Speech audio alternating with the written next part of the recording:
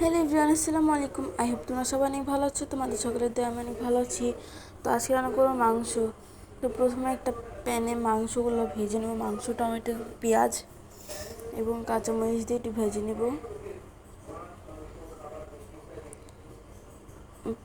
কিছুক্ষণ ভালো মতো নেড়ে চেড়ে দিয়ে দেবো দারচিনি, আদা, রসুন বাটা, হলুদের গুঁড়া, মরিচের গুঁড়া এবং লবণ দিয়ে ভালো মতো নেড়ে চেড়ে নেব।